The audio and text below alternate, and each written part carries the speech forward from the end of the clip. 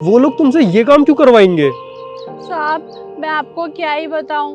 वो क्या है ना, आप बिल्कुल ठीक बोल रहे हो। घर बार तो उनका ठीक था, किसी भी चीज़ की कोई कमी नहीं थी।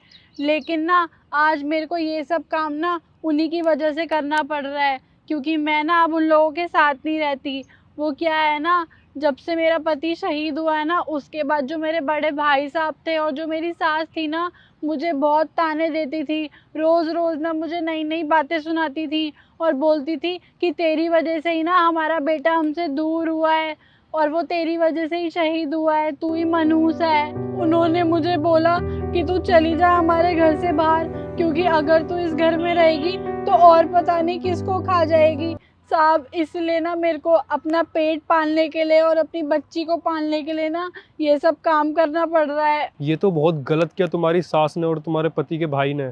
मैं तो उनको बहुत अच्छा समझता था। इतनी मुश्किल समय में उनको तुम्हारा साथ देना चाहिए था, ना कि उनको तुम्हें ऐसे घर से बाहर निकालना चाहिए था। अरे कम से कम ये तो सोचते, इसके साथ एक छोटी बच्ची भी है, वो कहाँ जाएगी।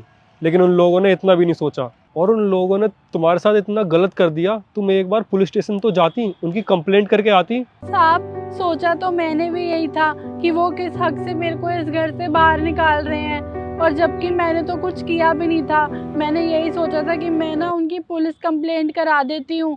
लेकिन साहब उन्होंने ना मेरे को धमकी दे दी थी। बोला था कि अगर तूने हमारी पुलिस कंप्लेंट कराई या फिर तूने किसी को भी इस बारे में बताया ना, तो तेरे को और तेरी बेटी का ना वो हाल करेंगे जो तूने सोचा भी नहीं होगा। तेरे को हम ना जिंदा नहीं छोड़ेंगे। इसलिए साहब मैं ना डर गई थी कि अगर मुझे कुछ हो गया तो मेरी बेटी अकेली कहाँ जाएगी, कैसे रहेगी। इसका तो कोई भी ख्याल नहीं रखेगा ना, क्योंकि पापा तो इसके वैसे ही शहीद हो गए और एक मैं ही हूँ। अगर उन लोगों ने मुझे कुछ कर दिया तो ये तो बेचारी अनाथ हो जाएगी। अगर मैं तुमसे बोल दूं कि तुम्हारा पति जिंदा है, क्या तुम विश्वास करोगी? ऐसा नहीं हो सकता साहब।